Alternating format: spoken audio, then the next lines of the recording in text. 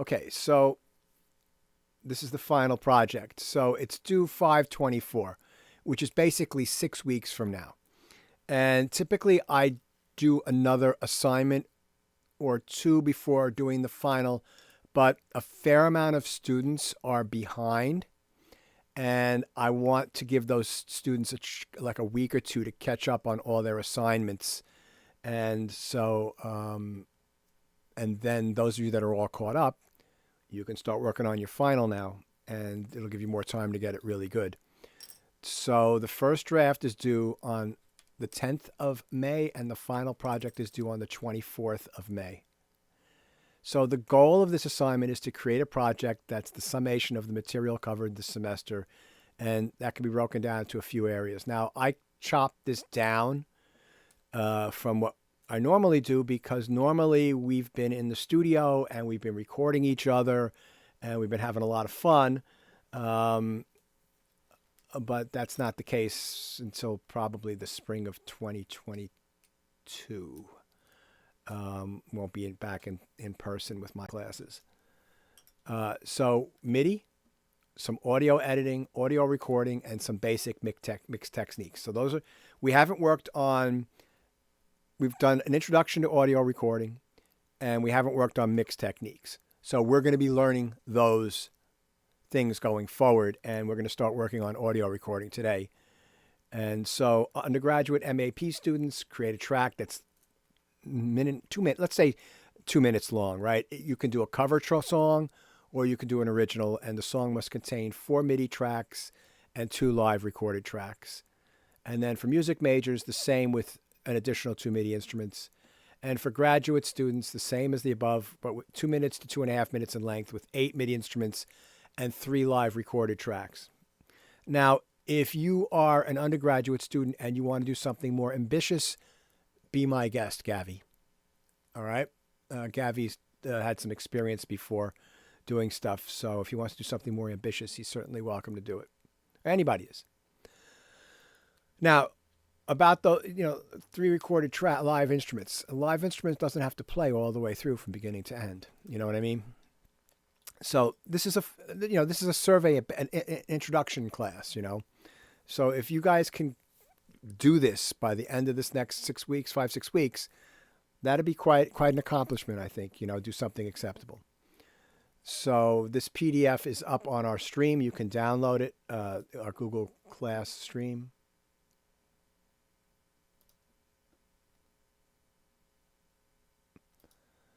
Right. Let's see. Instructions. Nope. It is. Oh, wait. It's one before that. Okay. I got it. Here we go. So it's right up there if you want to download it. And, I learned something. You have to open a new window, and then you get the little download icon here. Oh, I'm blocking that. Hold on.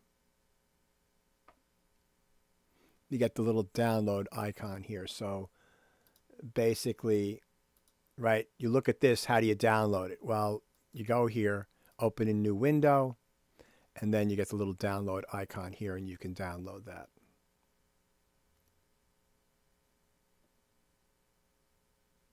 So I think it's fairly straightforward. I don't think that there should be any questions. There'll be questions that'll come up as you work. But I don't think it's not really a confusing assignment. So what I thought I would spend the class... Yes, Eve?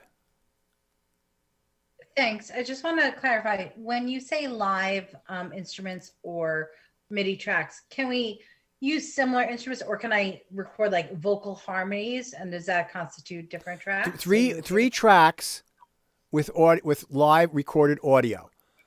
So if you want to sing a 3-part vocal harmony, be my guest. That's perfect.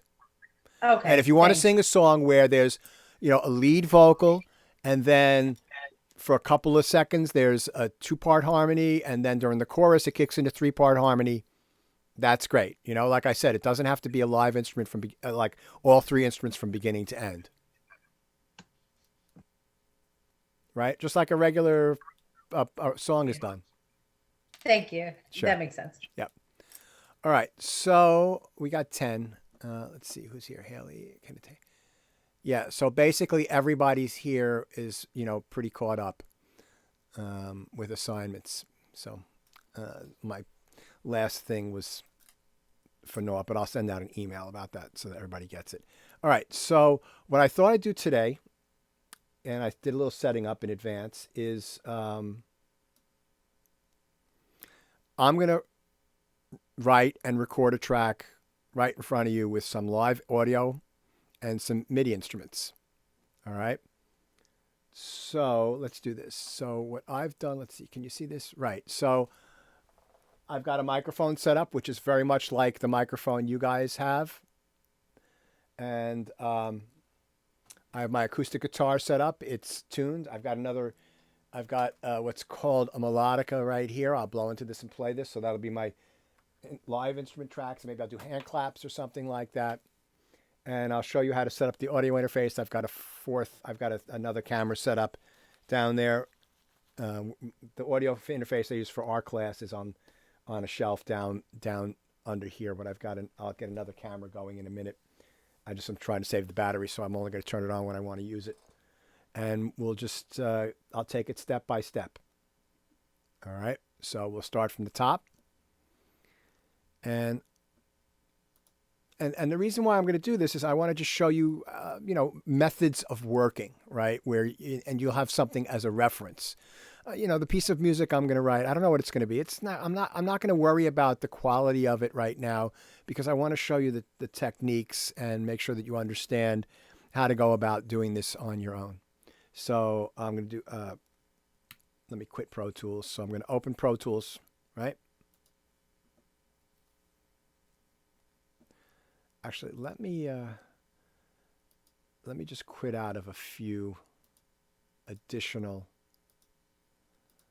apps that I don't need. One thing for you guys, I see I had so many apps open before. Try to only have Pro Tools open if you're working on your laptop. I've got 256 gigs of RAM, so I can have a bunch open, but it's best to not have. If you've only got 16 or 8 gigs of RAM in your computer, just only have Pro Tools open. Quit out of everything else. If you need to check your emails while you're working, just for that time period, just use your phone. Your computer will run much better. All right, so let's open Pro Tools.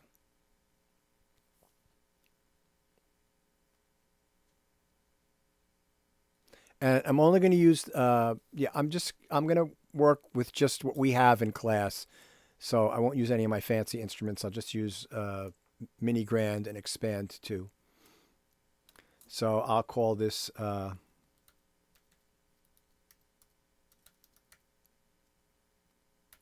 today's 4/12/21 version 1. And I'm going to be 44.1, 24-bit, interleaved, prompt for location. And now, one thing I haven't taught you guys too much is that you see on my desktop here, right? I've got all these additional hard drives. So this is where all my apps and everything live. Pro Tools is on here, just whatever. I don't have a lot in this computer because I've just got this isolated for Pro Tools, and I've got a bunch of other stuff in my laptop. And then I've got a project drive, right? So this is a separate drive that has all my projects in it. And you can see how, like, for example, here's a project that I'm working on now.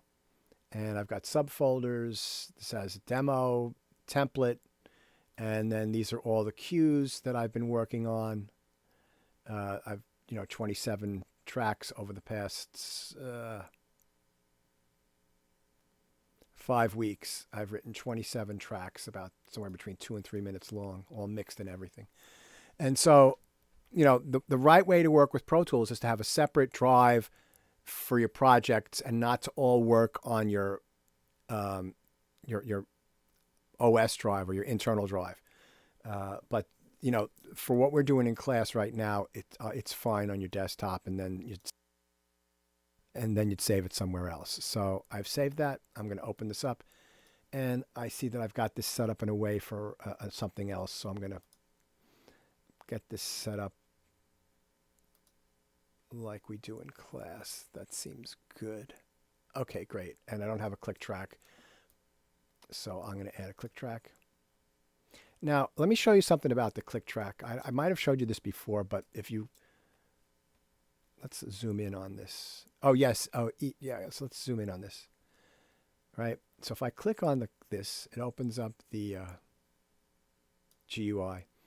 And you can change, I think I might have mentioned this, you could change the sound of the click, especially when you're recording live audio. I go to classic and I do the Uri click, and I do it for the click 1 and I do it for click 2.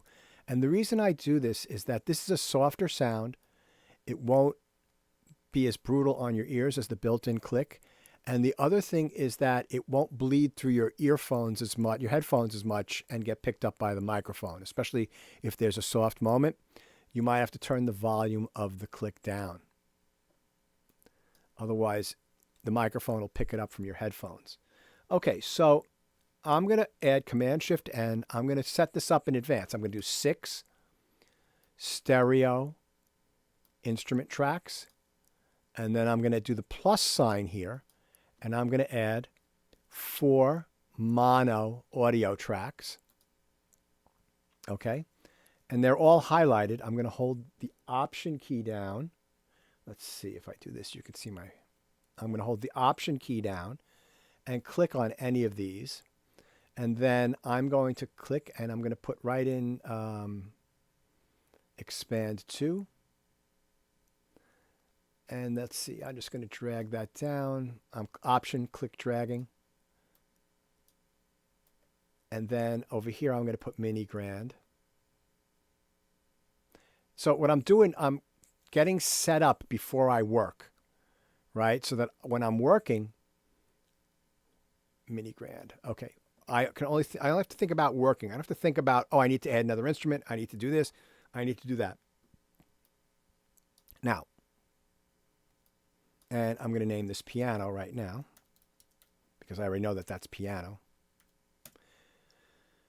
And then I want to make sure that the input for all of my audio tracks is the same. Whoops.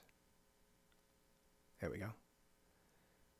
As the input that the mic is plugged into. So I'm going to show you this shortly, but I've got the microphone plugged into input 1. So I'm going to just click and put these all on input 1.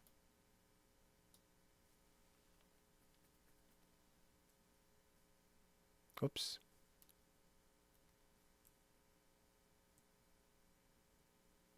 Okay. So I have a piano. I'm going to want a bass. I'm going to want some drums. And that's going to be my rhythm section. And I'm going to put those together. And I'm going to order these like I would. So I'm going to drag my audio tracks up top. I want my, just like that. For a rhythm section track, I'm going to have piano, bass, and drums towards the bottom. If this is an orchestral track, I'd have my winds up top, and then I'd have my my brass, my percussion, and my strings. But I'm going to do this. So the piano's already set up. The bass, I'm going to go find a bass in here. And I don't have to find the perfect bass. I just need to get a bass that sounds decent that I can work with. I can always go back and change the sound later. So I'm going to start with this full finger bass. And let me just drag my keyboard out here.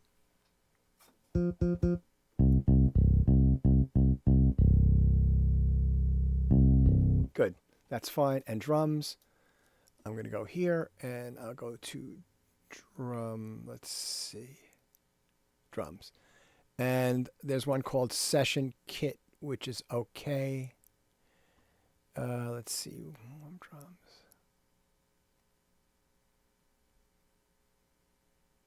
Let's try warm drums. No, I don't like the sound of those. That's horrible.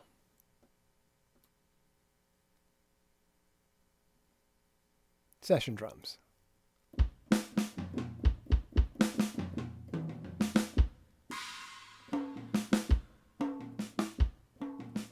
That's fine. Okay, now I want to show you guys a new trick, all right? Now, right from the beginning, and this is especially important with audio, you need to learn how to gain stage properly. So what happens is that the audio output of all the instruments adds together, and all the audio tracks adds together, it sums together to create the aggregate volume of the output, right? And you want to make sure that you're not too soft and you're not too loud. And typically in Pro Tools, what happens is, let me get rid of myself.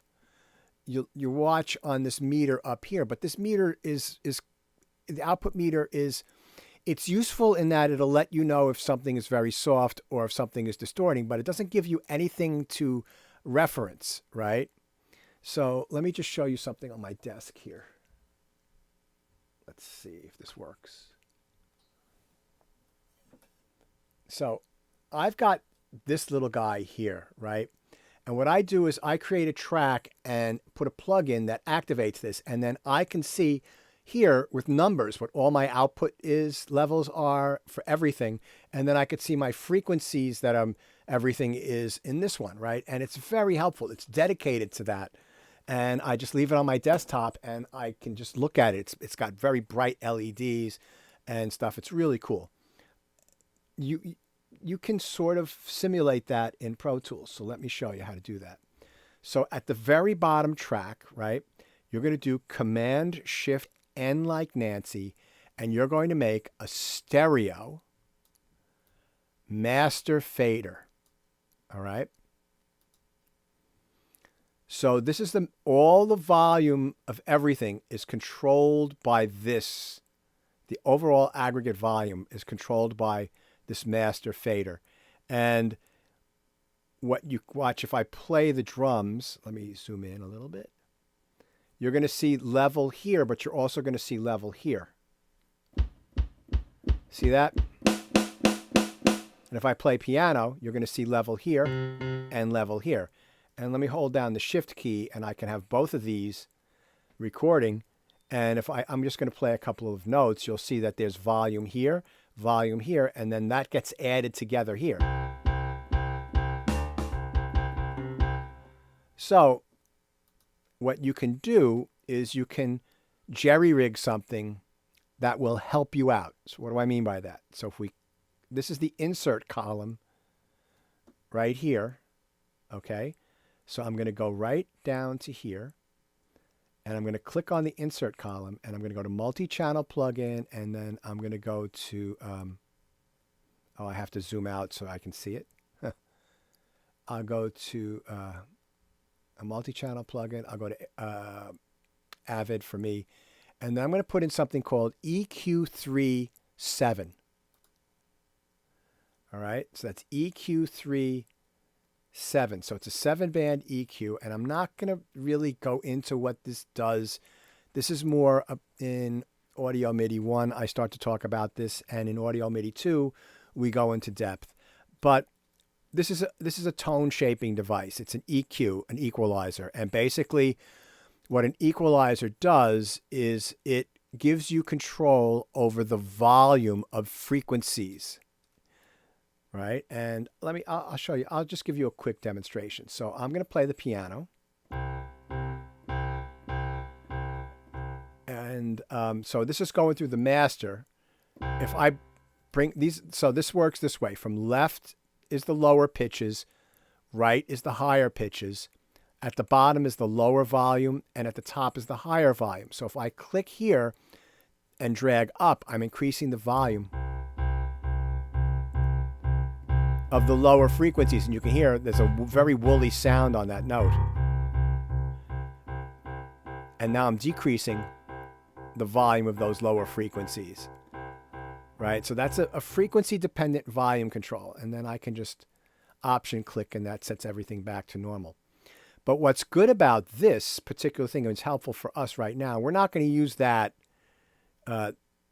right now. I might get into it lightly. Let me just see how you guys are doing.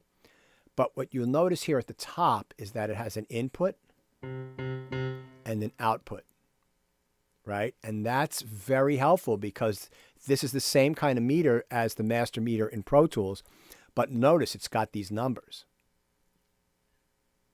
So what you want to do is you want to record things so that the very loudest thing you're playing is at about -6, which is this number here. If it's a little bit above, no worries. If it's a little bit below, no worries. But you want to keep all your volumes of all your instruments together somewhere between like -16 and -6. You don't want things to be too much down in this register because you can't hear anything. And well, I can't even distort it, but like that's perfectly fine as my loudest volume. That's set up perfectly well. And that'll be very helpful when we start doing live instruments. So if you insert that here, you can use that to check your levels.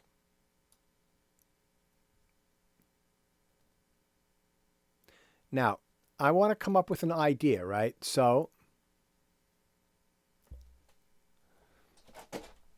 I'm going to noodle around on the piano for a minute and see if something comes out.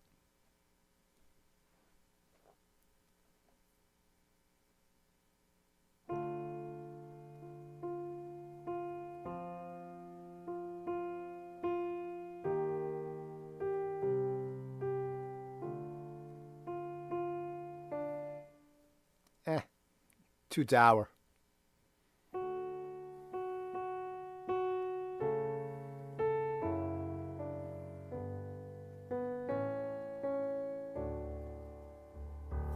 Okay, maybe, but let me see if I can play that better.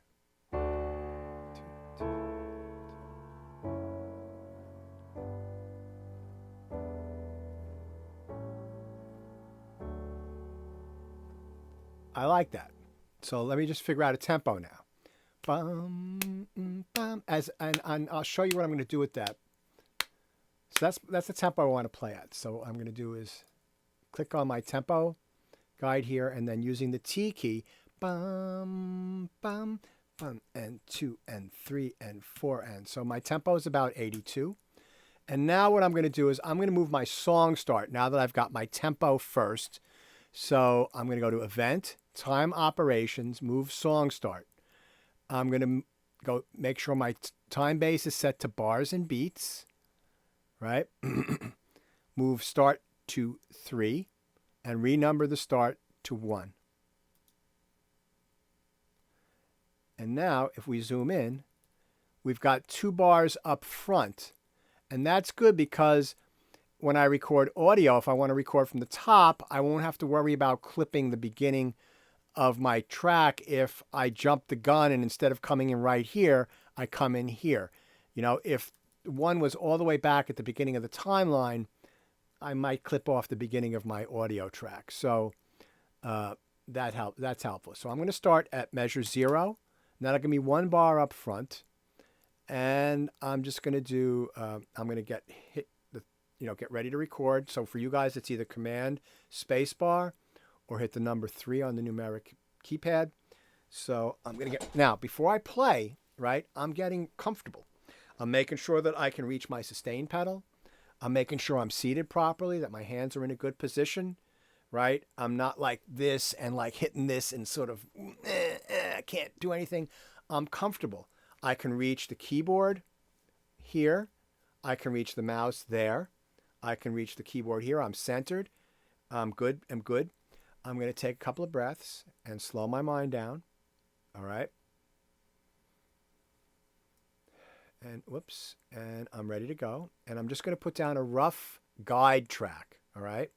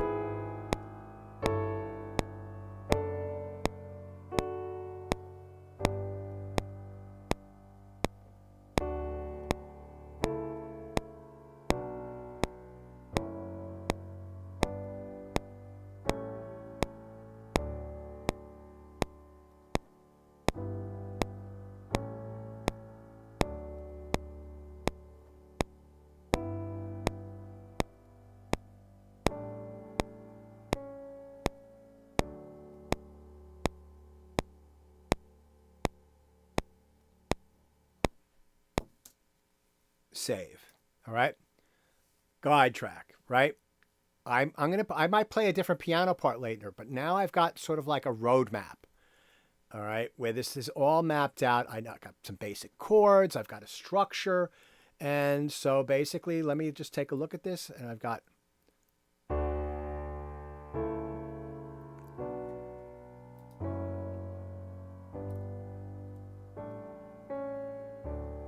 okay, so that's for, let's say that's verse 1. So I'm going to hit enter. Opens up a memory location or a marker, and I'm going to go verse 1. And then I think at measure 5, that's verse 2.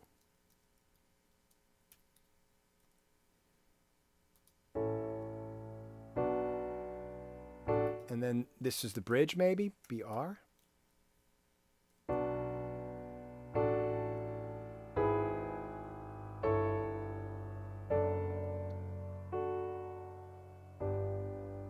And then here's verse 3. Now, I'm noticing that there's something wrong with my setup. I'm going to have to go back and fix it. If anybody can tell me what's wrong with my markers, you type it in.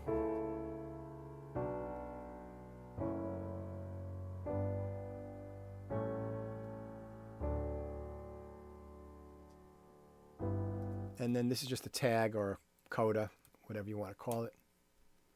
All right, so my markers are perfectly placed, but they're not color-coded, which just stinks.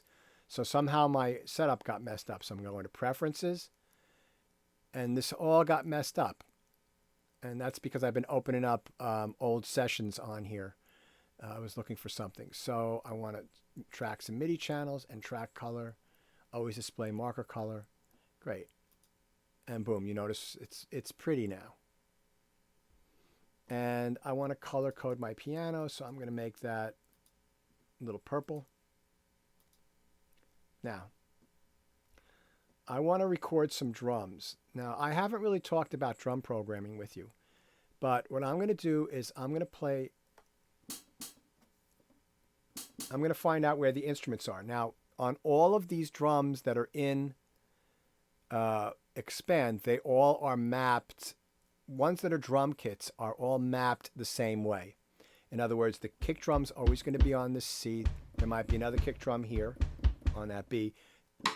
This is going to be a cross stick, snare, claps, another snare, tom-tom, closed hi-hat, tom-tom, foot hi-hat, open hi-hat, tom-tom, tom-tom, tom-tom, and then, right, and then some crash cymbals, tambourine, cowbell, some congas. Got all sorts of stuff there.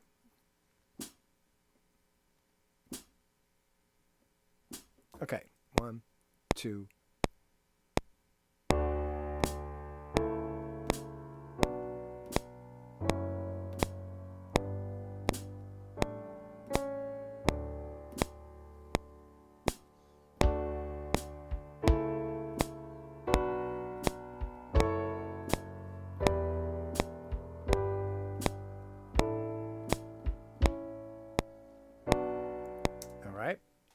That's good. I want to maybe work on the timing of that. So I'm going to open that up. Well, let me open it up in the MIDI editor. Actually, for you guys, you'll be working in this MIDI editor, but let me work in this MIDI editor because in this one here, because it's big and you can see it easier. All right. So I'm going to quantize that, right? So Option 0, and there were eighth notes, there were quarter notes, but I'm going to leave it at 16th notes. And I'm going to just strength. It's going to be about 90%. I don't want to make it perfect, but I want to use that as my framework for this. Now, another thing I do with drum tracks is I make them every note the same length because it doesn't really matter. Like I could hold this note down, or I could hit it very, very quick, hold it down, or it's the same. It'll just play the whole hit of the drum. But all these different lengths of notes is a little confusing to me. So what I do is Option and the letter P, and then I set all the duration to 120. right? And the reason I do 120 is it's less than a 16th note. Whoops, not 120. Whoops, here on the ticks, 120 ticks, not 120 beats. And then I hit apply, and then they're all the same length, and that becomes easier for me to look at. All right.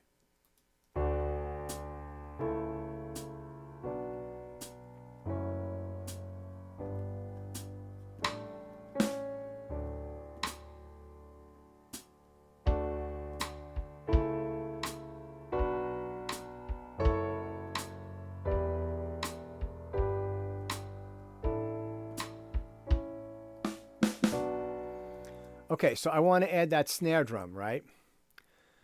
So if you look, I'm not sure if I taught this yet, but if you look right here, this guy right here is called Midi merge. So if you click, that gets activated, and then you can record another Midi track here without erasing what you've already recorded. So let me show you what I mean. So if I start, I'm going to start right at bar 1.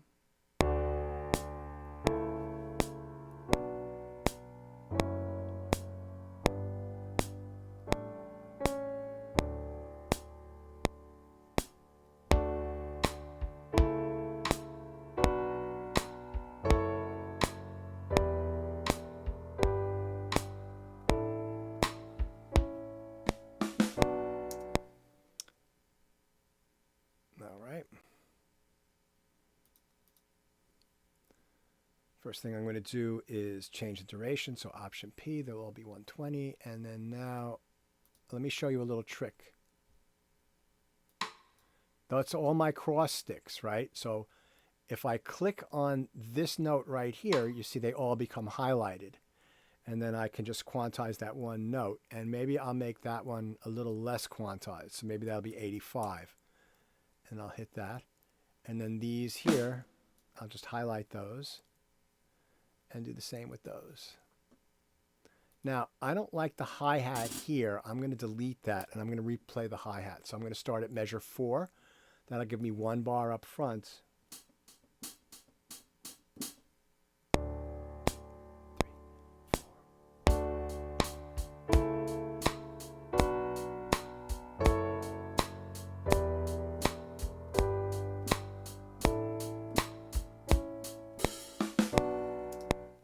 Good. And now those are all here. So I highlight those by clicking on that note and then change the duration.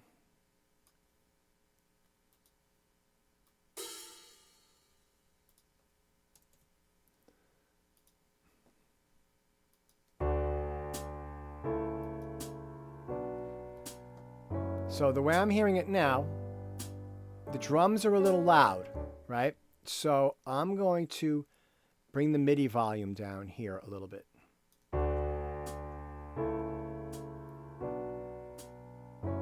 Because I played the piano very soft, right?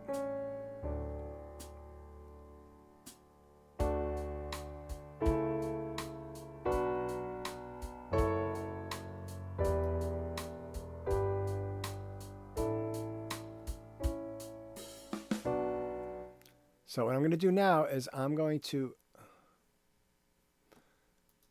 go right, I'm going to open this up and I'm going to make sure that my first notes are right on the grid. And then I'm going to go like this and I'm just going to duplicate this 1, 2, 3. And now I'm going to go and redo the drums and rework the drums a little bit. But for right now, I'm just going to leave those up there, right? It's sort of just you know, you see a potter, they put the big piece of clay on the wheel, right? And then the wheel goes around and they make it into a rough shape first. And they work on that rough shape for a while. And then once they get the rough shape together, they start poking in on little details in different areas of it, right? And that's sort of what I want you to think about working on. Don't try to make the perfect take right away. Just get the whole thing up from beginning to end and then go in and fine tune it as you're working. Any questions on what I'm doing so far? Right, I'm just playing a very simple piece of music so that I can show you the technique of doing this. You know, I'm hoping that this is helpful.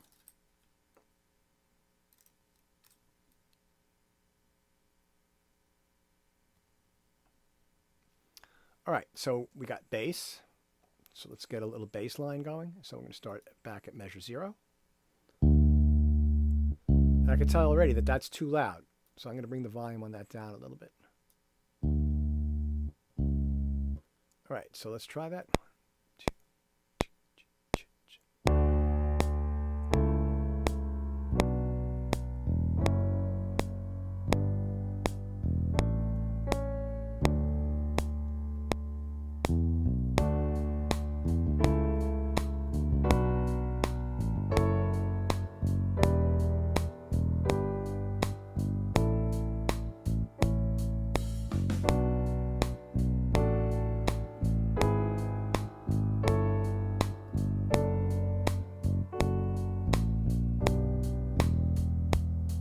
Wait, so I messed up, right?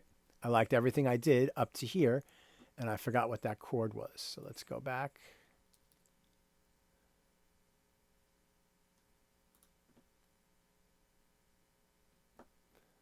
Oh, that's a G chord. Okay. Well, I can fix that, right? I don't have to play that over again. Dun, dun, dun.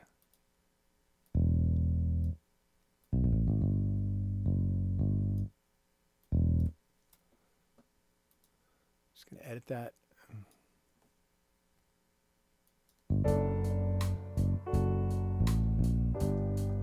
All right. I like the rhythm, but I don't like the pitches. So I'm just going to change that to that.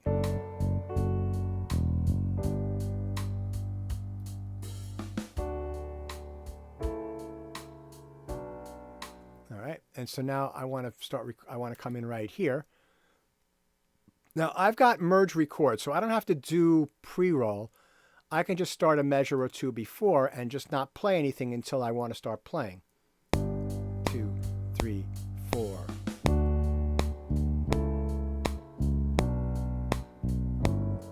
Oh, didn't like that, so let's undo that. Command Z.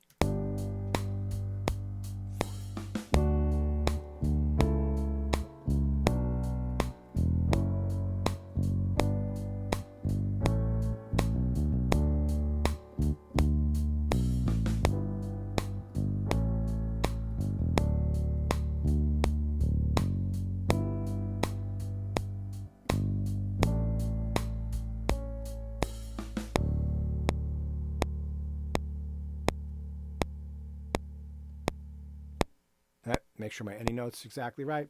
So now I may go back and edit the bass line later, but that's a pretty good start. So I'm going to save that, and let's get these color coordinated a little bit so that my rhythm section is all similar but not the same colors. Let's try that. Okay.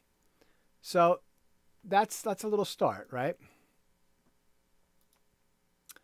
Okay, so I think what I want to do next is I want to add some live instruments, right? So I've got my acoustic guitar and I've got my melodica. So I'm going to maybe just guitar 1, and then I'll click next.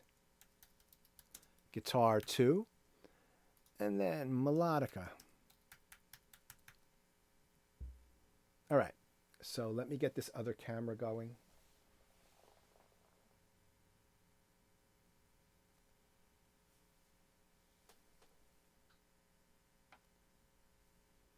Give me 1 second.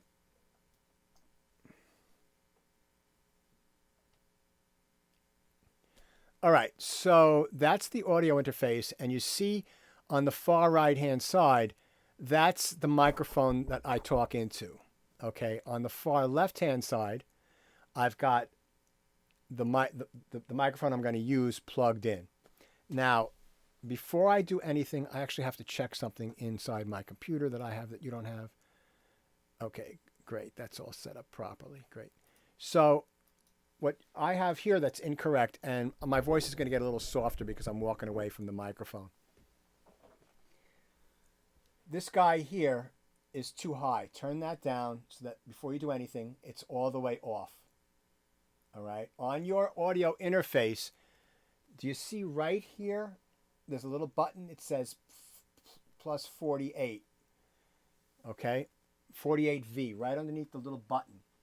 For the microphones that you guys typically own, not own, were given by the college, that has to be on. You see on the far over here, it's on because the microphone I talk into is a condenser microphone, so it needs phantom power. All right, so I'm going to push that on. Make sure the volume's off and get your headphones off your ears before you do this because it could create a click, like a pop. All right, and then you put your headphones back on. Very important to remember that. So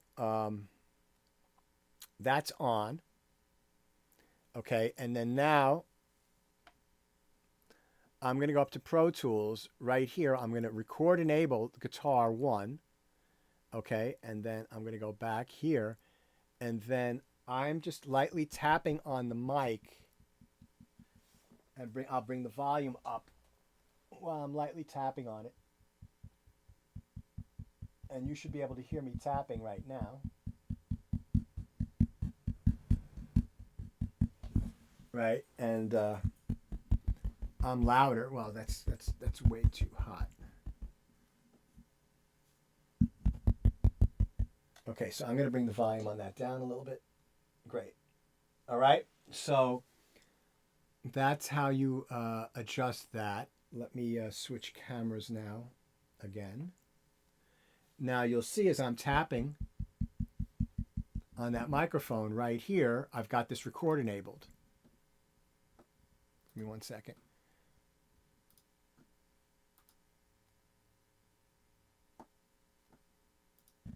Right, you don't. I'm tapping on it now. You're not hearing anything, but when I record enable it, you'll hear something. All right. Let me switch that.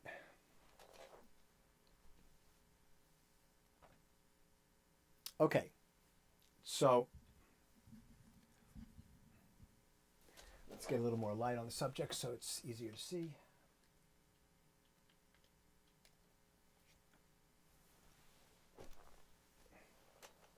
Okay, so this is the microphone that we're going to record the guitar into.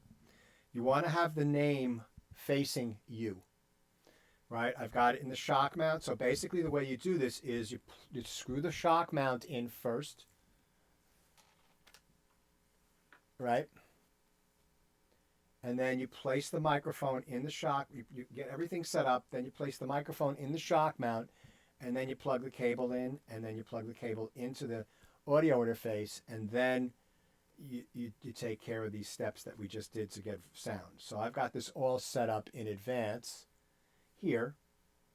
All right, and now I'm going to get my guitar out, and I'll get a pick. And what you need to first do before you do anything is make sure that your guitar is in tune. Right? So I have a little tuner here. There are tuner apps that you can get for your phone. And I tuned it before class. Let me just... It's fine, but I'll double check.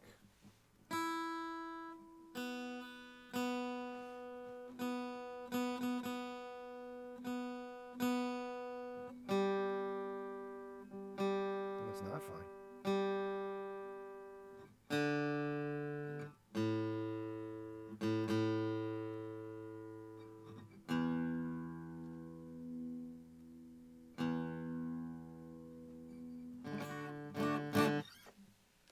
Two.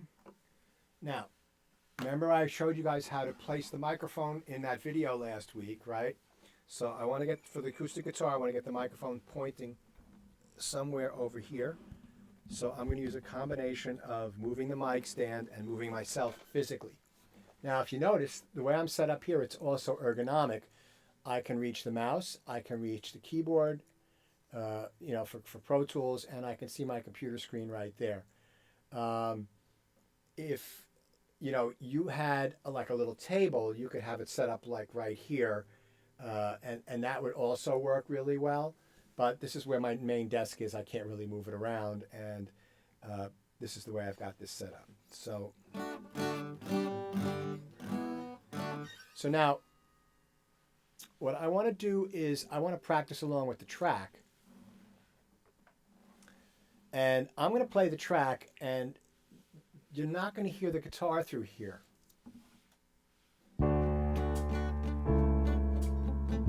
Like I'm sort of strumming at the guitar now. You're probably hearing it through this microphone. You're probably hearing it through this microphone, but like, see how I'm tapping this mic? You're not hearing that. So if you want to hear something back while you're playing, there's a little letter I next to the record enable button. That's input monitor. You turn that on, and then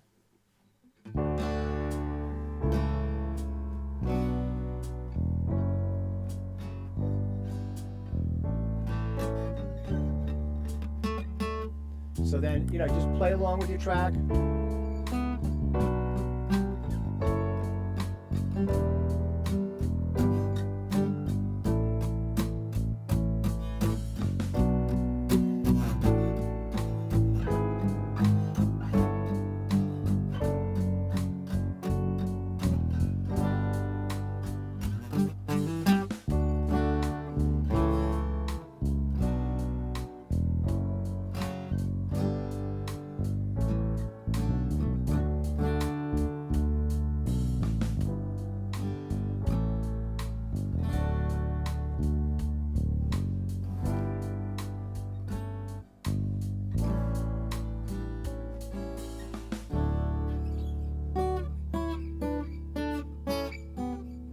All right, so I'm gonna, now that I've got my level, everything sounds good to me. I can hear everything. I'm gonna start fooling around, and but with this, I'm actually gonna record every take because I might want to, something I might like. I want to hear it back. So one more time. Let me get back to 0. I have 1.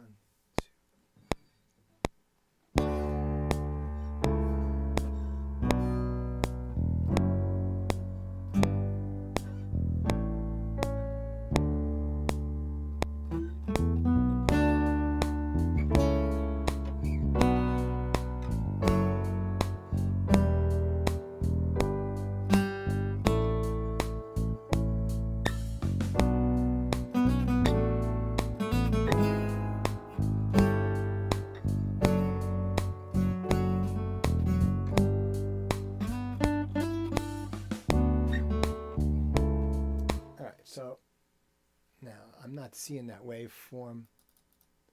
Okay, here we go. So I'm going to practice for a second.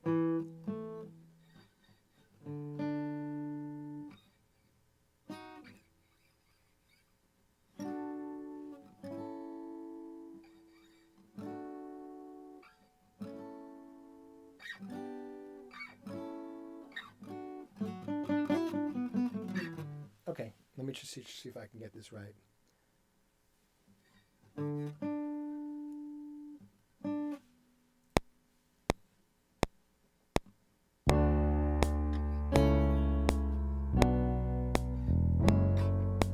Whoops, one more time. Here we go.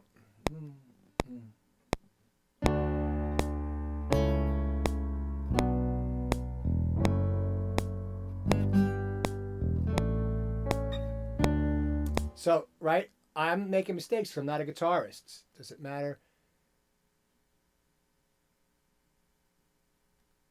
if I also have an external phantom power source? Tito, I'm not sure what I'm with that, if I understand that. Excuse me? I'm not sure I understand that.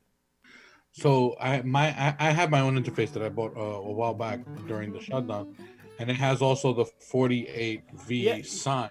Right. But what I also have connected, because I wasn't sure if I needed it, well, in my performing days, because I used phantom power, Reichstad required phantom power all the time. I have a box that's it's called the PHP-1, phantom power supply. Right, so you don't need that. No, just use what's in your audio interface. Just make it nice and simple. Okay, because I have it all set up, but I could just unplug it. Oh, well, so you can get audio. If you use the phantom power from that, that's fine. But only use one of them. Don't have phantom power on both. Okay, sounds good. Thank you. Okay. So where was I? Let's see. All right, let's see if I can get a take. Yeah, see?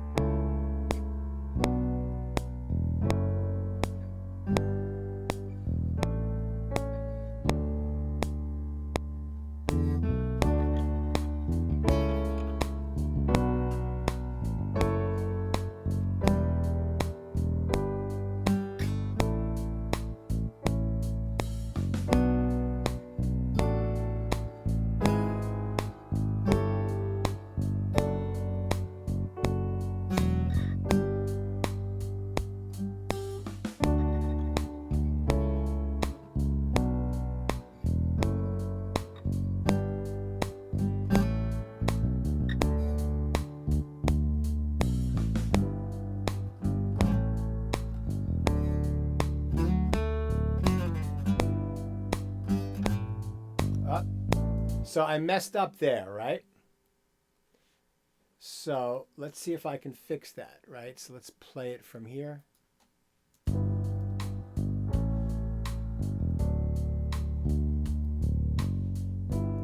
So that's where I messed up. So I'm going to slip mode right here.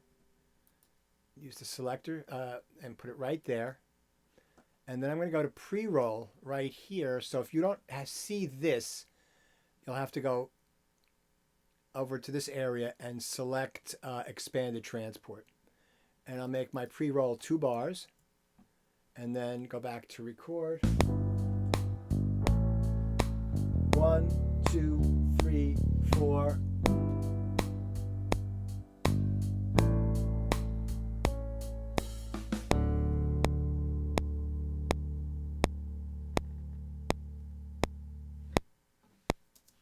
Okay, so that is a guitar track.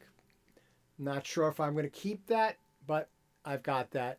Now, I'm going to play a second guitar track here. And what I'm going to do is I'll take this first guitar track, I'm going to pan it, audio pan for an audio track, not MIDI pan, a little bit to the left, and then take this one and pan a little bit to the right so that I can, and then I have to input enable this.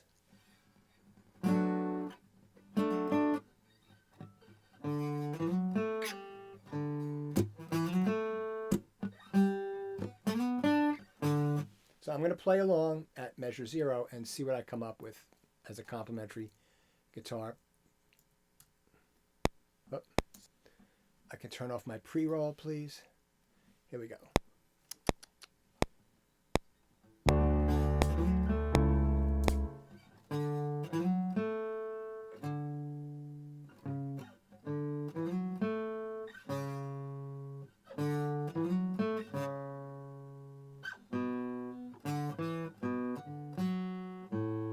So,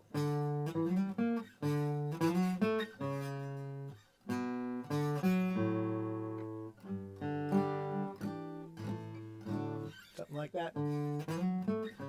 Yeah, why not?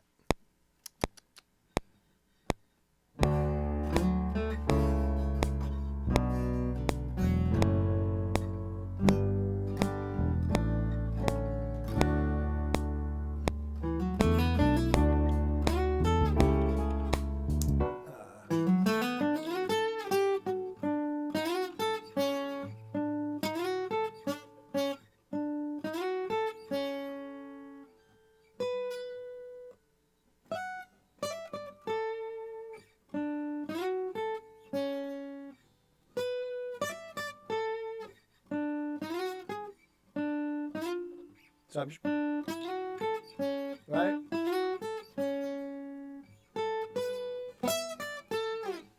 All right, so I'm going to do a little punching. I like the beginning of that, and I like that little fill I did. So let's see where I'm going to punch. Hold on. I have to turn off the input record. So right there, I want to come in. Do do do do do do.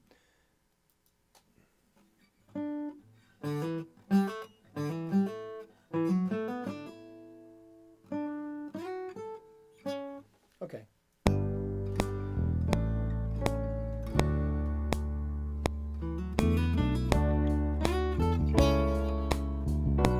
Yeah, okay. Get it better this time.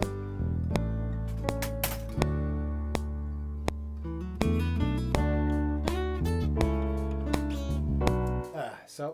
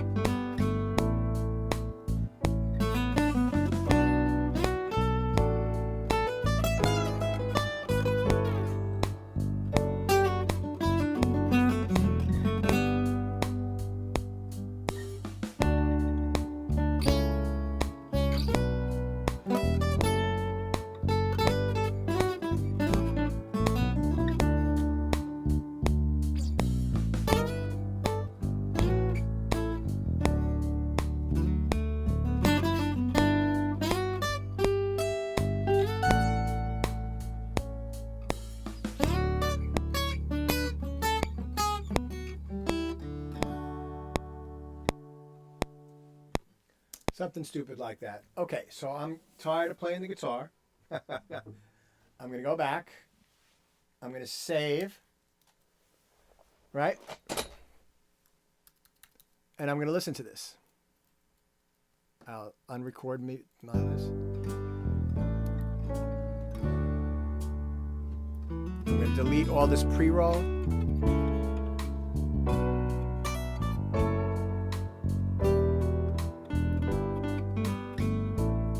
My level's good.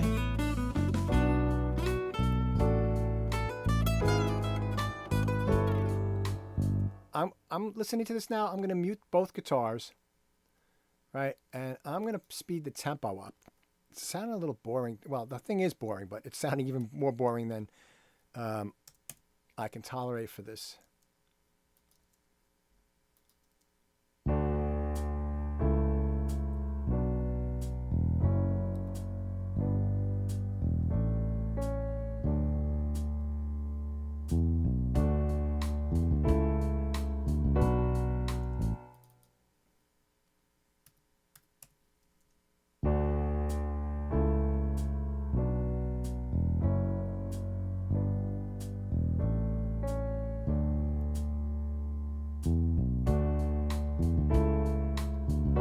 So already I'm liking this better. Now, there is a way that I can keep these guitar parts, even though I've changed tempo, but I'm going to have to redo them. All right? It's fine, right? I'm experimenting around, and it's not always going to be perfect the first time around or the second time around. So maybe what I want to do here is maybe let's go. I'm going to leave the world of my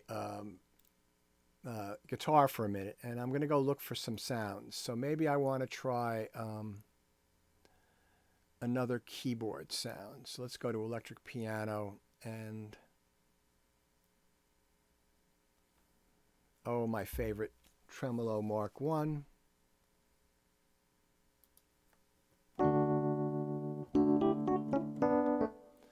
Great. I'm just going to name this before I start playing.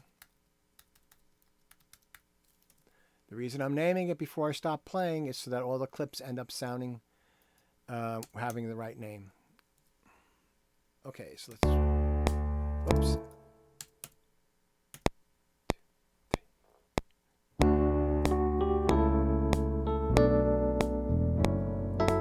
Great, so now I'm on Midi merge, so let me undo that so that I make sure for.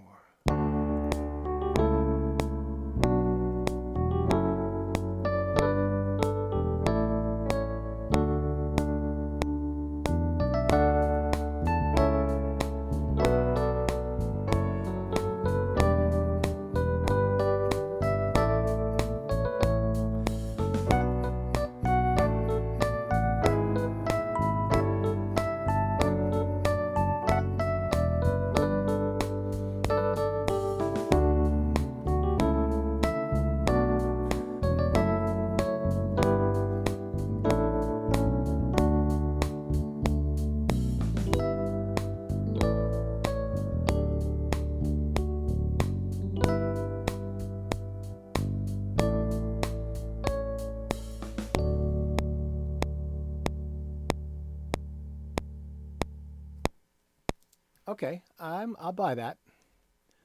Gives a little energy, and then maybe here I want to do something that's a little plucky, maybe a little synth.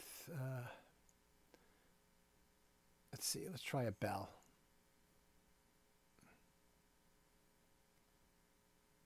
Classic bell. Ugh, no, it's terrible.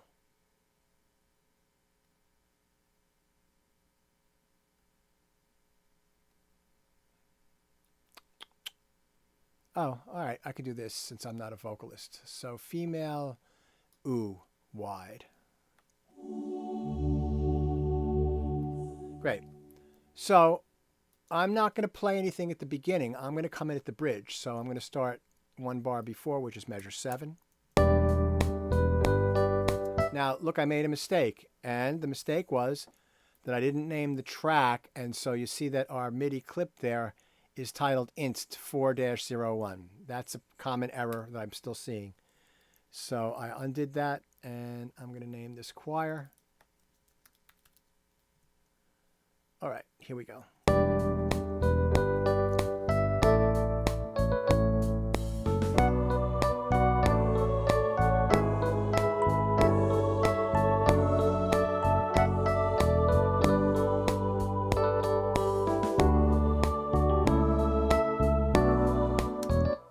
I liked it on the bridge, but I didn't like it on the verse. I'm just going to delete that. And then all of this is too loud, so I'm going to select all this and just bring the velocities way down so that it's softer.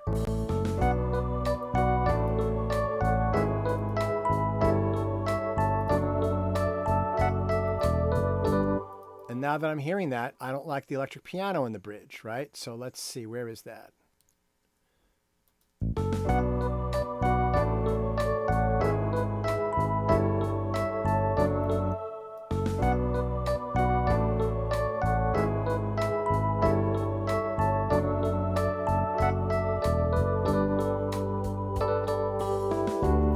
So I'm just going to delete all of this.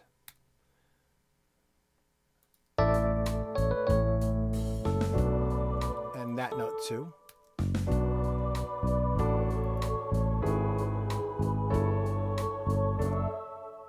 So what happens if I take this and transpose it down an octave? So if I hold the shift key and hit the downward facing arrow.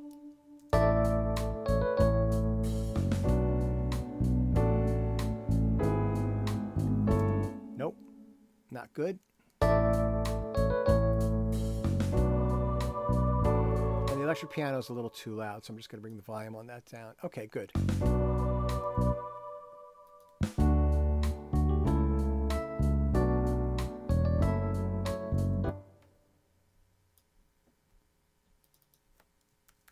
I'm going to put some percussion to give a little energy. So I'm just going to call this percussion. Right? And I'm going to actually put in that drum kit, the same drum kit. Because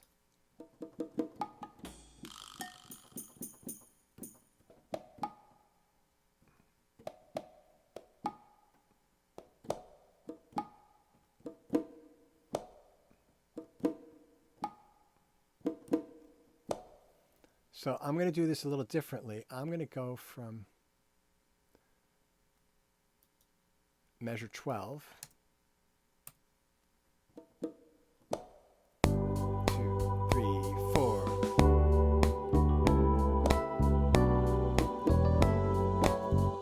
Why is that playing? Do I have a sustain pedal down?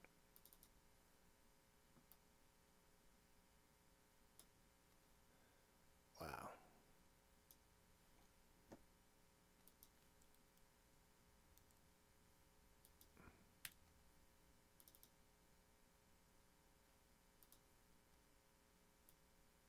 Okay, let's try that again.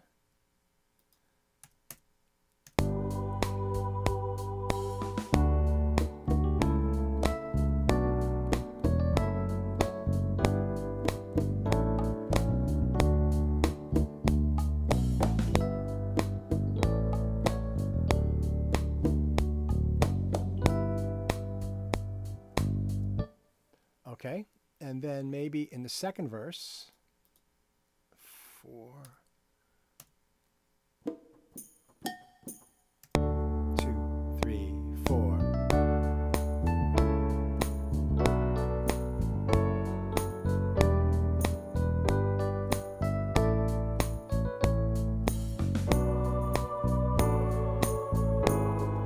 I didn't like it.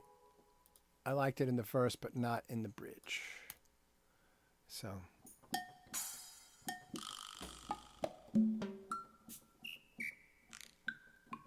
Oh, yeah, that's an appropriate sound.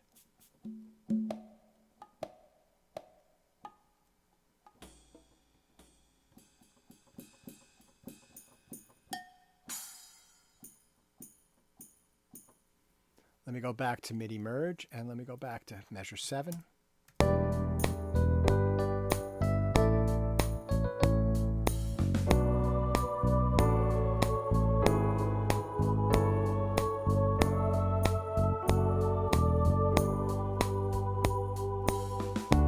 Great. So now I've got all this, and I'm going to go Option P and make them all the same length. And I'm going to listen and see if I really need to quantize that.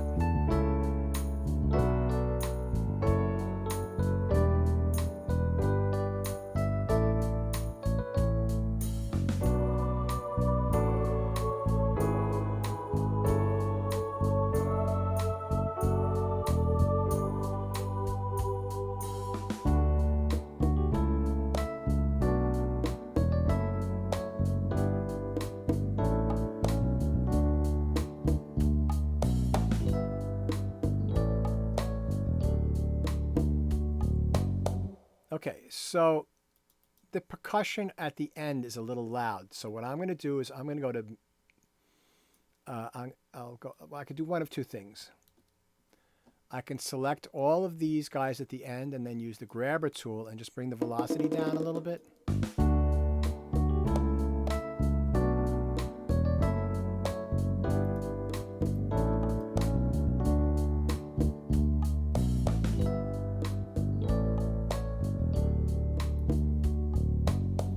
So you notice that that's a concept that I want to get across to you, that as I'm working, I'm balancing the volumes of everything, right? So I'm almost like I'm mixing as I'm recording.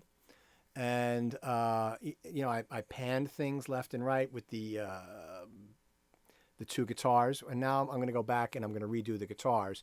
But I think that I want to add one more instrument towards the end. So what I'm going to do is highlight this guy here, Command-Shift-N. Oh, wait, before I do anything, I'm going to save, right? Be careful, always save, Command-Shift-N, one new stereo, instrument track. Great, and then I'm going to put expand to.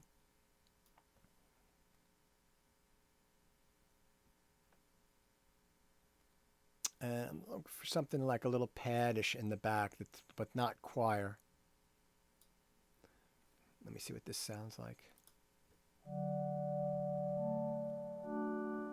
No, that sounds too much like a bad church organ.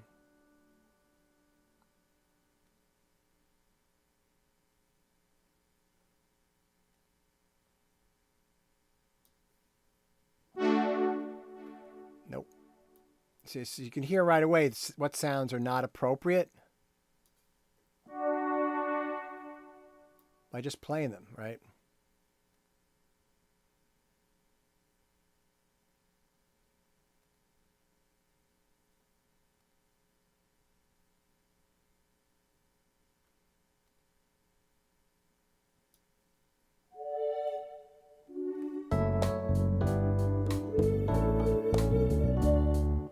Nope, cheesy. Sounds like a bad lounge band. Okay, I didn't want to do this, but let's do strings, big soft strings. All right, so let me teach you guys something. This is something I teach in Audio MIDI 1. But so that's it's very sharp sounding. It's very bright. If you notice here, you've got all these controls. And with these controls, you can change the sound. So the cutoff frequency puts a filter or a volume control on. This has got what's called a low pass filter. So when you play around with this parameter and you move it to the left, it will reduce higher frequencies in the sound. So it's easier for me to talk about, to show this than to talk about it.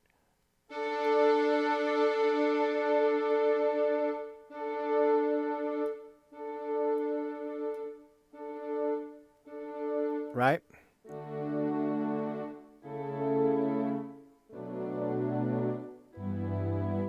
Much better. The other thing too is that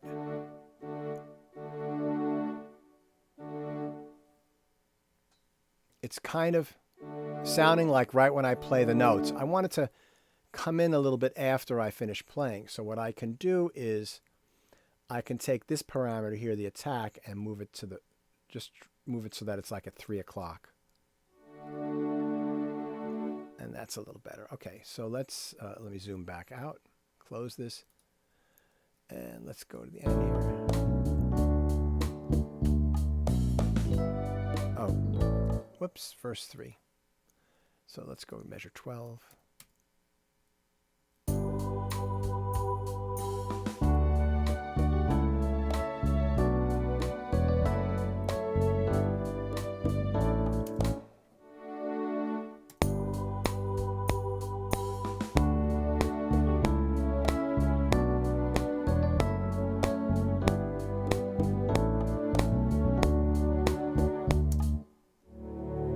So I'm just playing around with different things in different registers.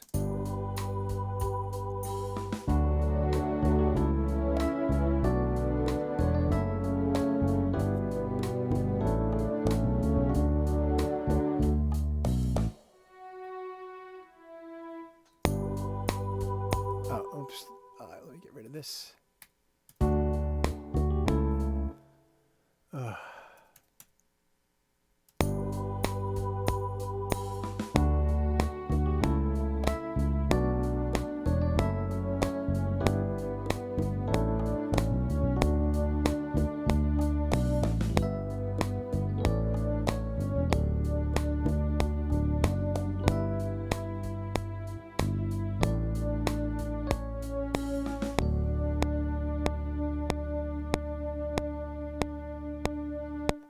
All right, so you see how I made another mistake there, right?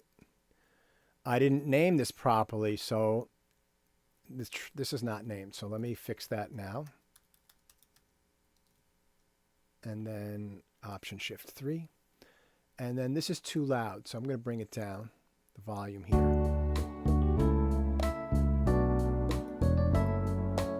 So it's almost like a cello line in there, really subtle. Okay, so I've got the basic track here. So now let's go back to our guitar. And again, I want to make sure I'm in tune.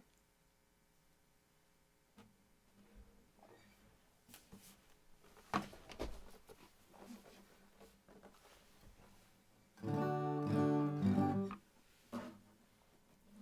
my tuner. You could tune a piano, but you can't tune a fish.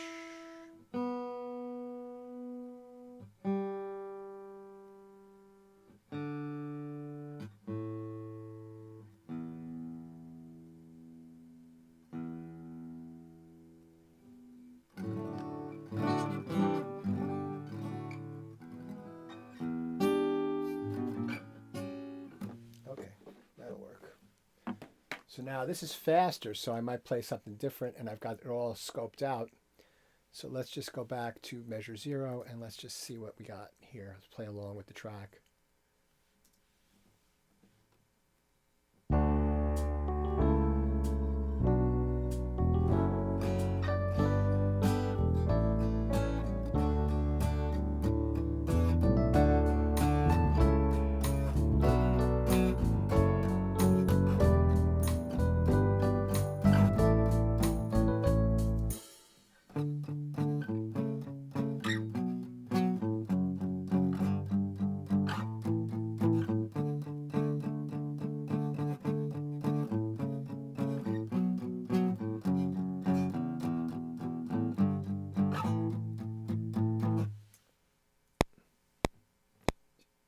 Now, I was playing that much too fast, so I want to hit the record, and as the count off comes in, I want to feel those eighth notes. And here's another thing to remember. Notice I record enabled the guitar. I have to unrecord enable the MIDI track. All right, that doesn't automatically happen. And if you if you're going to record your second instrument, you have to turn off, the record enable on the first instrument. It doesn't automatically turn it off like it does when you go from one MIDI track to the next MIDI track. All right.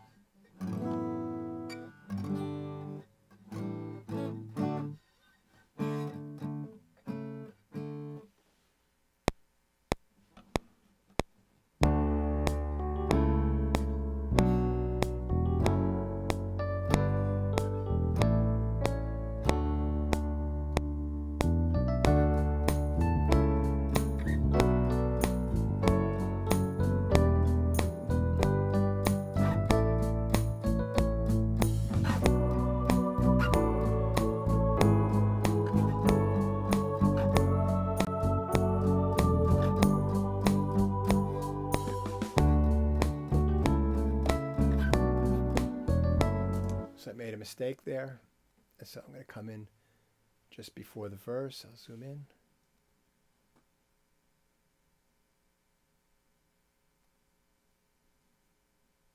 And notice here when I played, I left a little space here before this comes in. So that makes it very easy for me to punch in without making having to do some crazy edit later. So I'm going to give myself, I turn my pre-roll on. And we got 1 and 2, 3.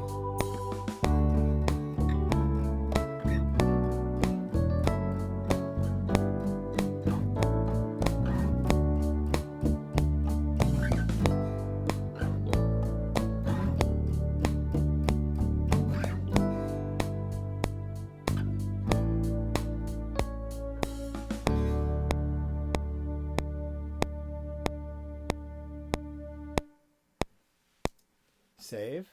I like that. That's fine for demonstration purposes. All right, guitar 2. So I've got this nice guitar which goes well with the bass. So I'm going to solo those two and listen to them.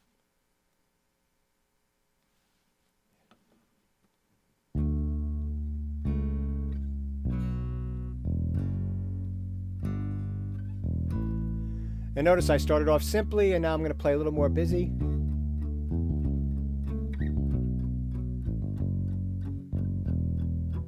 So I'm going to do something a little different with the second guitar, right? So let me just see if I can figure something out here.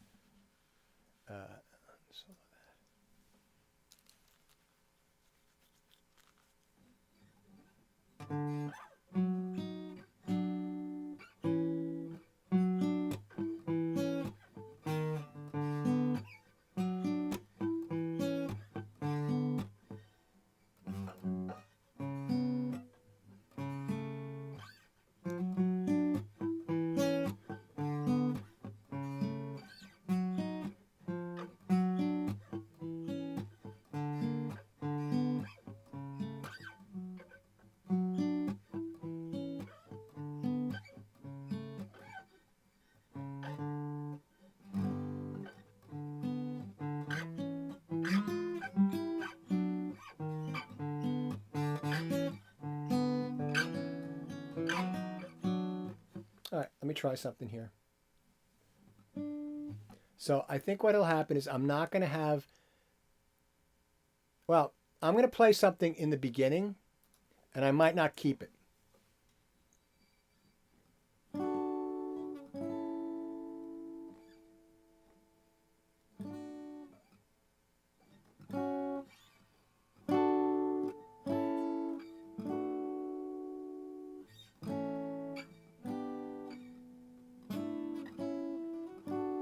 All right, let's try this. 1, 2, 3, 4. One more time, and let's get the pre-roll off. See, I started playing before I had the pick ready to play.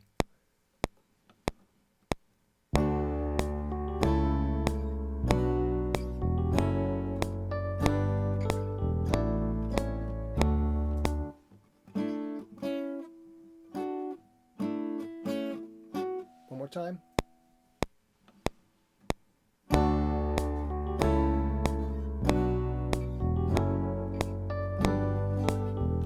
More time.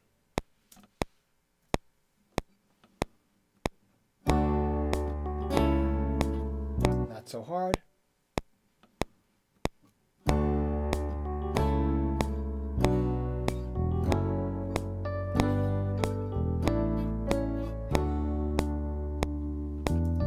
Good. I like that. And now I'm going to start right here.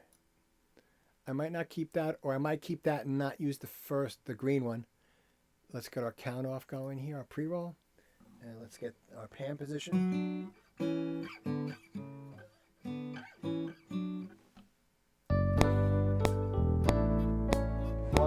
2.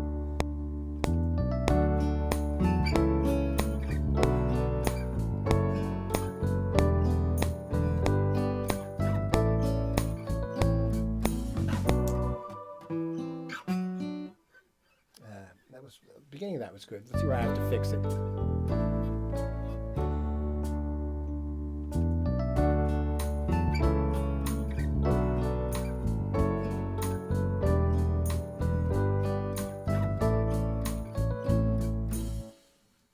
Yeah, right here.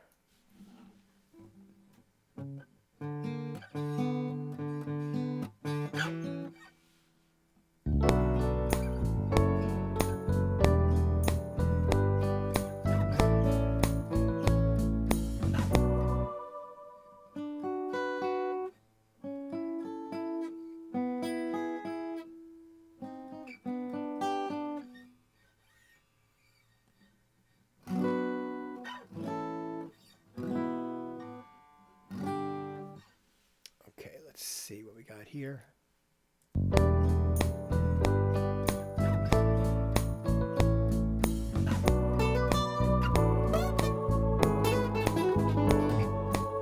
Yeah, I'm gonna play side to side, play a little melody there, right?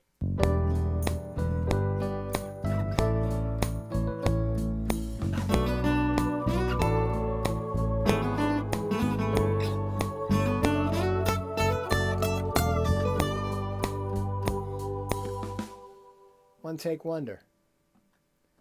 You don't make any money in the recording industry if you only do everything in one take because you're in and out so quick.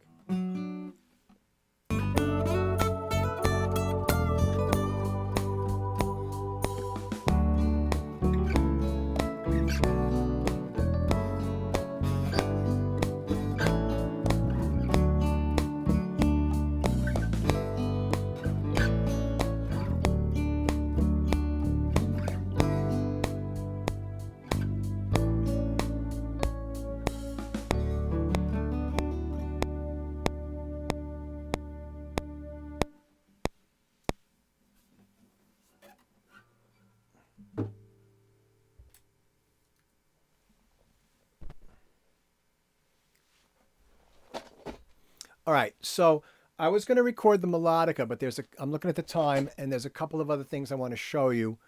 So I'm going to forego the melodica for right now. Any questions on this so far? It's pretty straightforward what I've been doing, but hopefully you can just see how, you get a flow going, but you need to be get your ergonomics happening and then play around with stuff, right? And have a concept. And then if you have to go back and re-record something because you don't like the tempo, it's not the end of the world, right? And this is why you've got a long time. You've got 6 weeks basically to complete this assignment. So hopefully you'll be able to do that and really focus in. Now let's talk about a few things I want to do. So I'm going to solo the 2 guitar tracks here,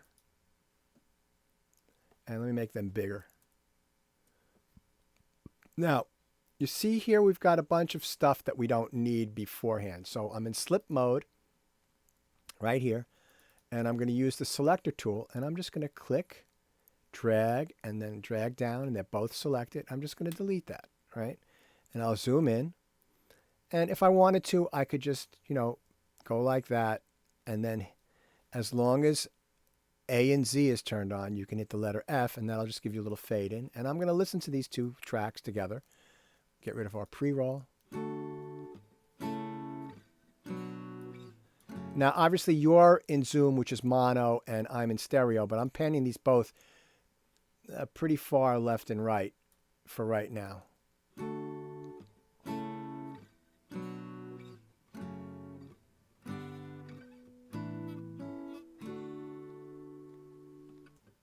Okay, so I'm listening really intensely, and I notice that right here, I finished this track before I finished this track. So I want them to end at the same time. So I'm going to put my playback head right here. I'm going to hold the shift key down, and I'm going to click here, and then I'm just going to go right like this, and I'm going to delete, and I'm going to hold the shift key down again, and I'm going to go just like this with the dragging, and I'll hit the F, and then that'll clean that up.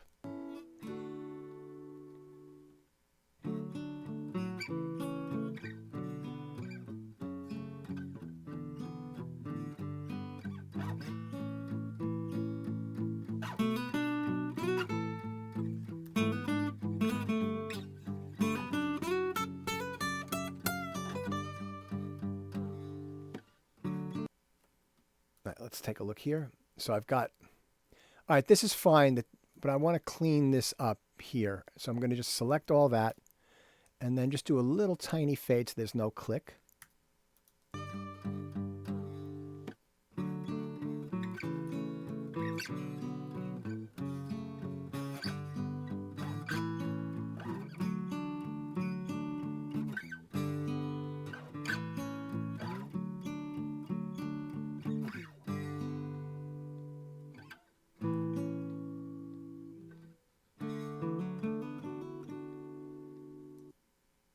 Now it's interesting. So if I'm going to turn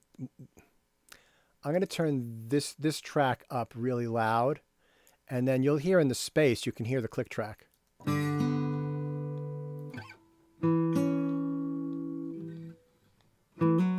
Yeah, it's funny. You won't hear that in the track, but that's what I was talking about. If that was that harsh click, that'd be even louder and noticeable. And then I want to make sure that they both end at the same time. So I'm going to go to grid mode, and I'm just going to click like this. I'm going to delete all that, and I'm going to do a nice 1 beat fade.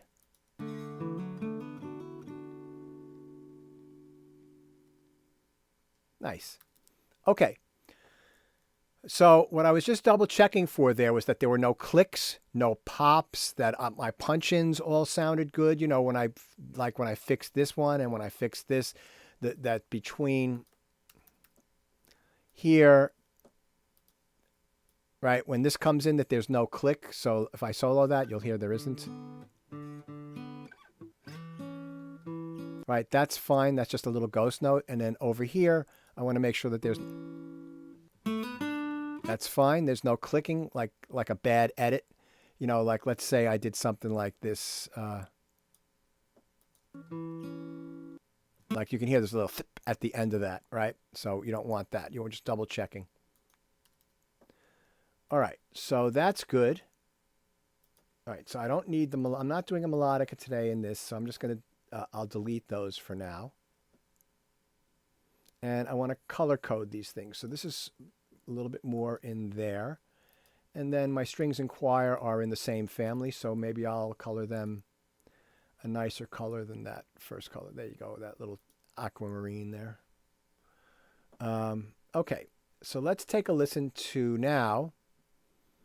I'm going to listen to the electric piano and the piano together and make sure that there's no clashes there.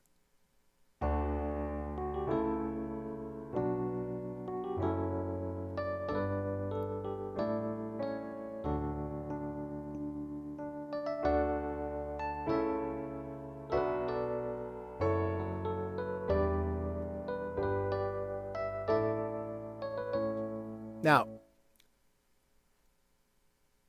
that sounds good to me, right? Again, we're not talking about the quality of the music here. We're talking about do the parts work together? Yes, they do. And can anybody venture, even though they're both keyboard parts, what did I do differently on the electric piano sound than I did on the acoustic piano sound? You won on the piano sound. You were playing on the acoustic piano. You were playing block chords, and you were kind of playing different figurations on the other piano. That's part. Yes, that's part one. And what's part two? I'll solo them, and you'll tell me the difference immediately. Here's the piano port, the electric piano.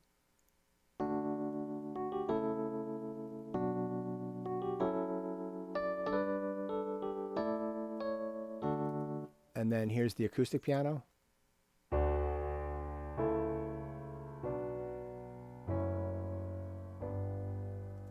The electric piano is basically an octave higher. Not strictly an octave higher, but I've spread it out over 2 octaves so that they fit in like a pyramid almost, like like this.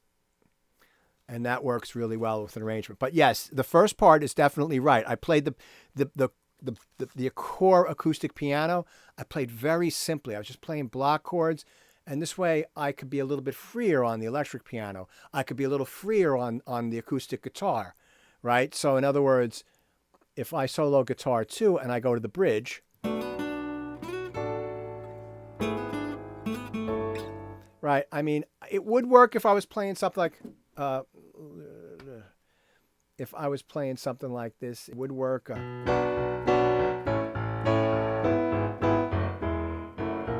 mean, it could work, but I wanted to keep it simple so that everything was nice and clean, right? So you hear that.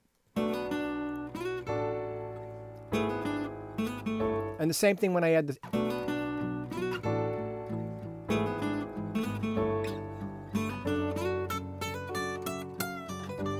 Right, so this acoustic guitar is being very complementary to the piano. So if I just did the green acoustic guitar and the acoustic piano in the bridge...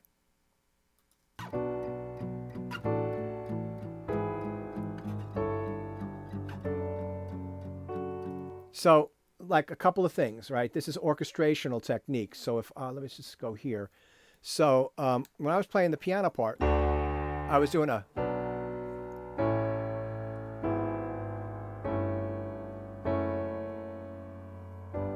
right? Nice full 5 note chords, right? But when I was playing the acoustic guitar, what I was doing is I was playing 2 notes. I was going from up here. Right? So what that is doing is that's complementing the piano by giving a little rhythm down in this area, but not conflicting or adding other things that get in the range area of this guy up, this part of my piano part, right? So just very...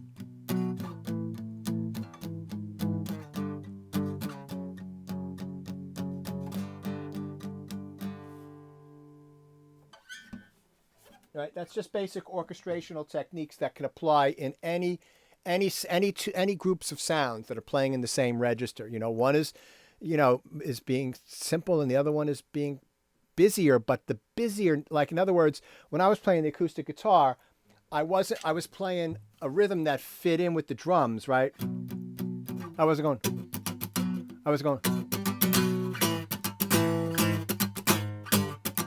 I mean, it wasn't the Foo Fighters all of a sudden, right?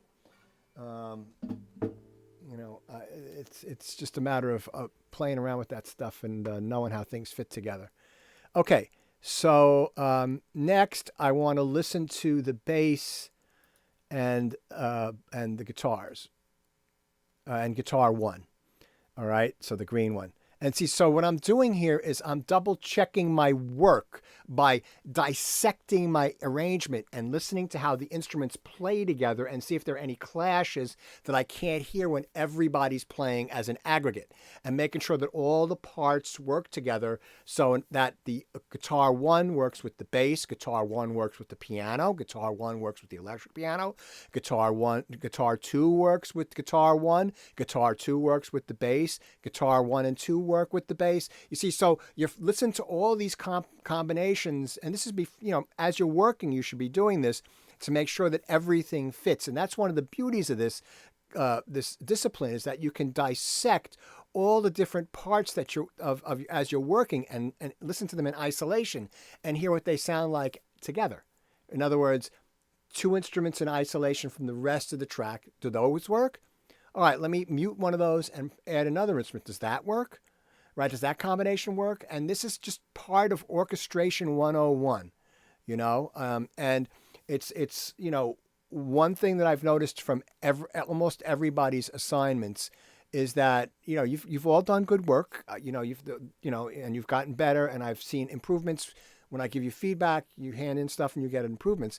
But everybody, and myself included, I always study arranging and orchestration. I listen, and I'm always trying to learn pick up new things.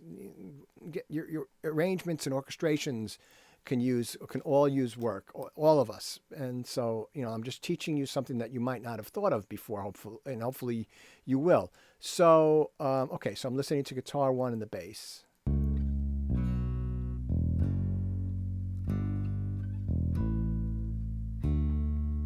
That sounds fine.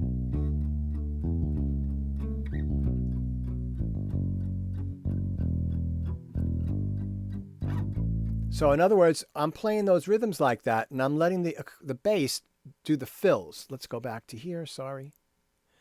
Right? I'm letting the bass do the little. I'm starting off very simply on the first verse. It gives me some place to go, and now the bass is doing a little extra. Dee-doo-doom, doom.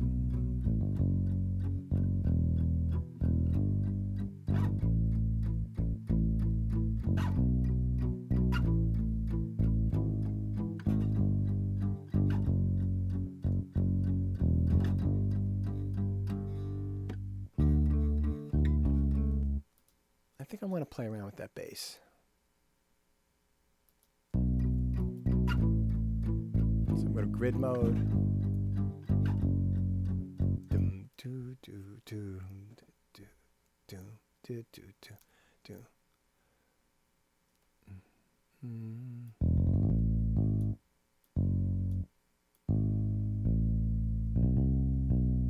Let me listen to this.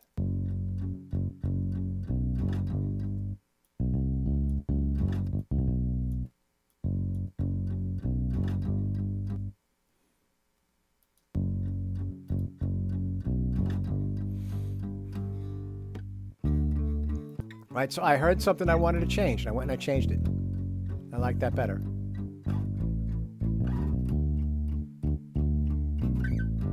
Right, so... And notice how the bass part develops, right? We start off simply, and now I just add an extra note. Simple, extra note. And the little fill, leading it to downbeat. Now I'm a little busier. The first three are similar, different, right? So in other words, on the bass, the rhythm for these three, dee-da-doom, dee-da-doom, dee-da-doom, and then change.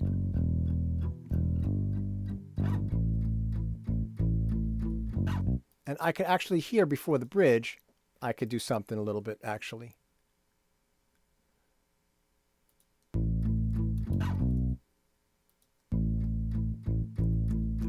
So I could do something like this. Just separate those out, and that's Command E, and then go to slip mode and make those notes a little bit shorter.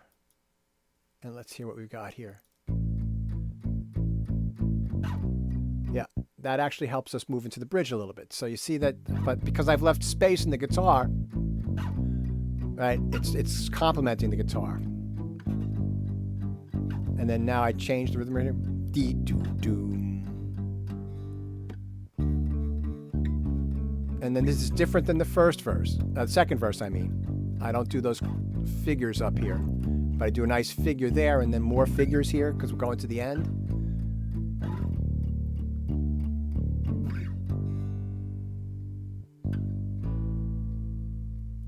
That all works. And let's listen to, So that all works. Now,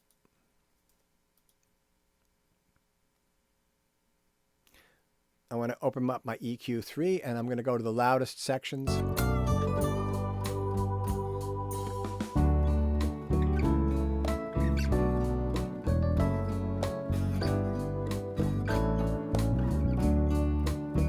So it's fine. I'm around -10 as my average volume.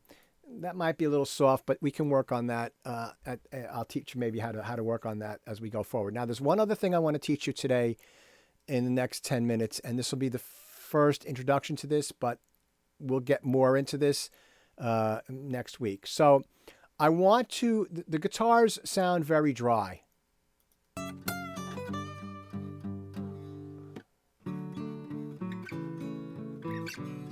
Right? Because I recorded them in a dry room with a microphone, 6 inches away from it. So what I'm going to do is I'm going to highlight the drum track.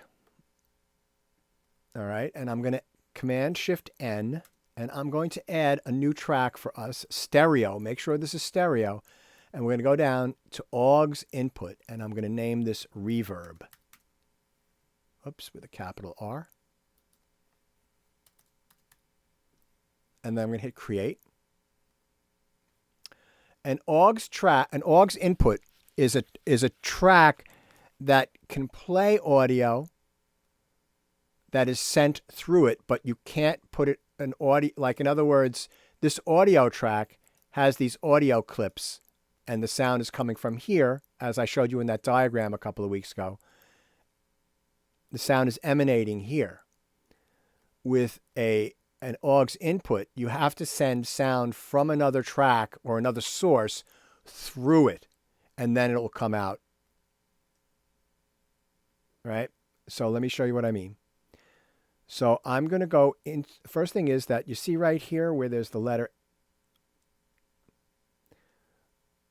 S for solo. With the reverb track, we're going to make that solo safe. So we're going to hold the Command key down and click on that. And notice that the S becomes grayed out. You see how that's different than the S on the drums? And you can hold the Command key down and click and make that solo, solo it again. But solo safe. And I'll show you why that works in a minute. So the next thing we're going to do is we're going to go to the Insert column, right? And we're going to click and we're going to go to Multi-Channel Plugin. And then you're going to go to Avid. And you're going to pick, what's it called in Avid? Deverb, right? Oh, so I should zoom out. So you're going to go to Avid. I've got so many plugins. You're going to go to Deverb, D-verb. All right, so this is a basic reverb plugin.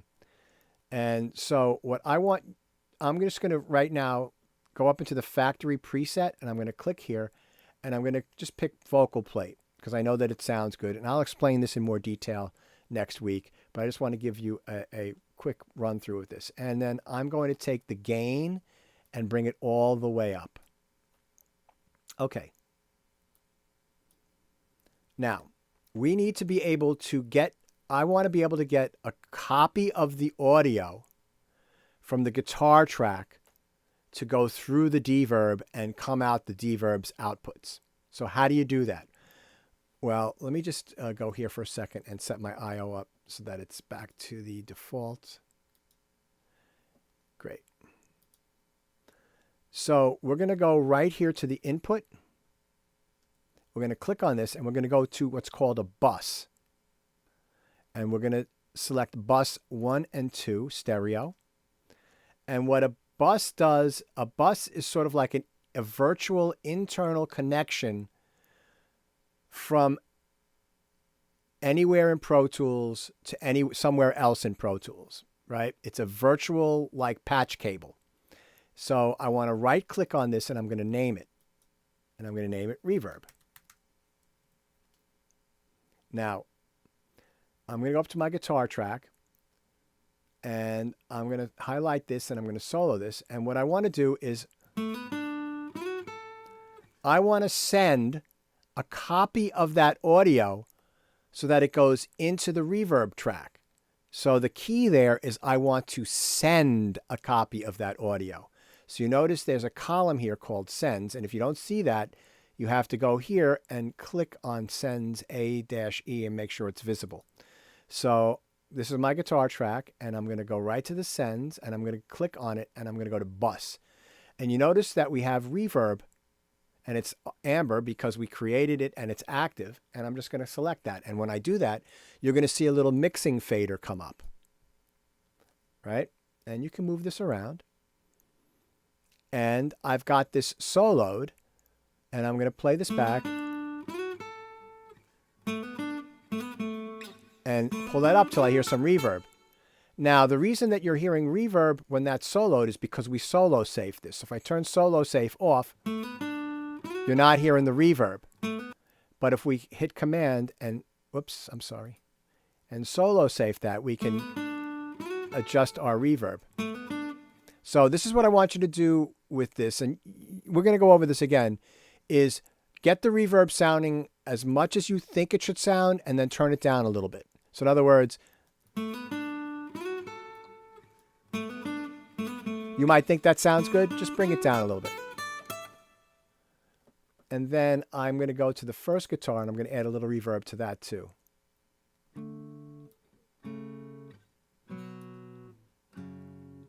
New fader comes up.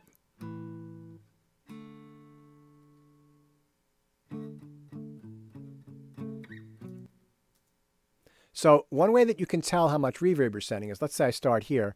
I'm going to turn it all the way up, and I'm going to play the track, and then I'm going to stop it, and then you're going to hear the tail hanging over afterwards.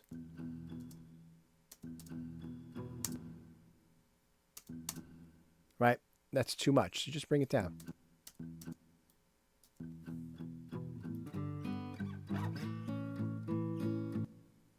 And then I'm going to add some to the choir. Now the choir you can drench.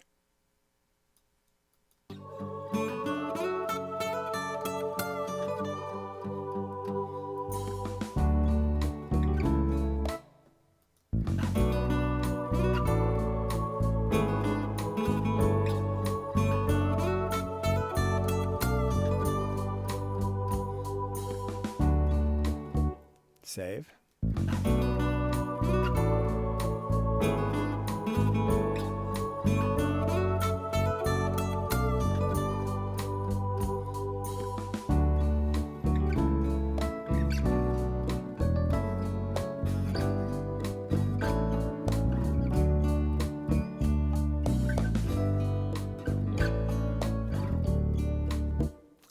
I'm going to turn this up right here. And the way I'm going to do it is use something called clip gain. Now, if you look on the lower left-hand corner of this audio clip, you'll see that there's something that says 0 dB. If you click on that, a little fader comes up, and you can just make that, I'm going to bring that up a little bit. And now that's more audible.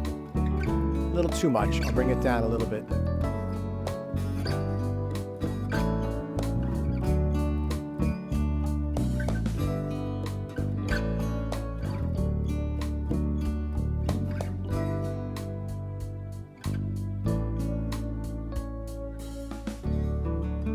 Okay, next, our drums are too busy at the end, so let's do this.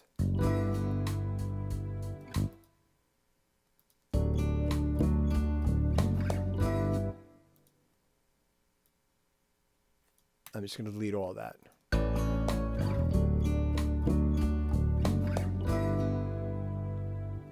And that last bop bop on the conga is way too hot.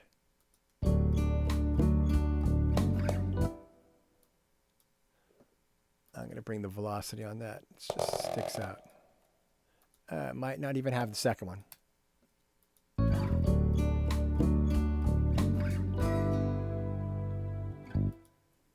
And actually, I don't need this either. That's a hi-hat there. And I don't need this one here. I just need the bass drum, not the cymbal.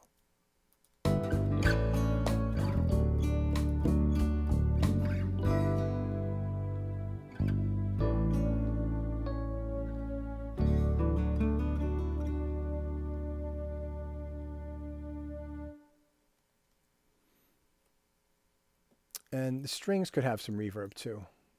They're very dry. They could be drenched. Oops.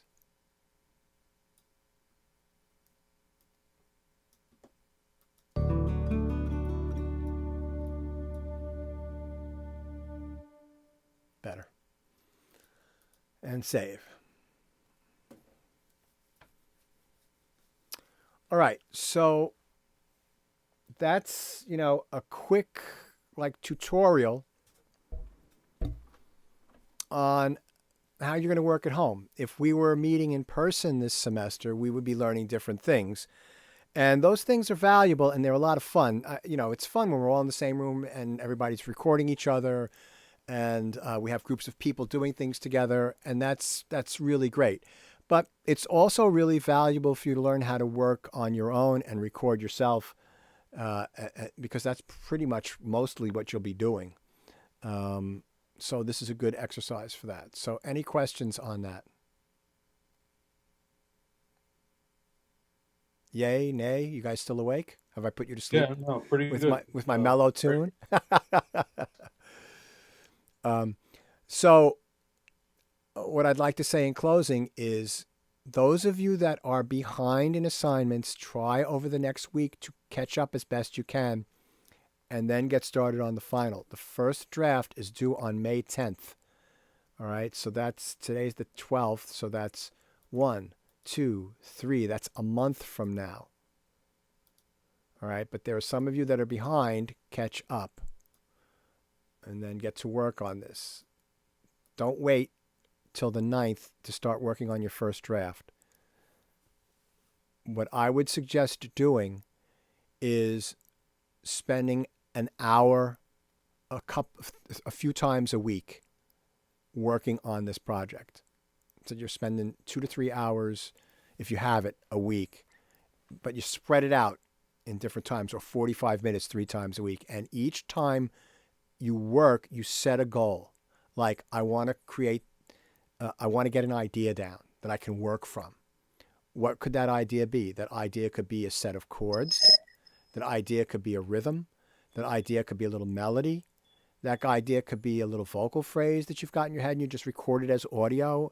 And then, then think about that for a day or two and what can you do with it, and maybe listen to some music and get some ideas.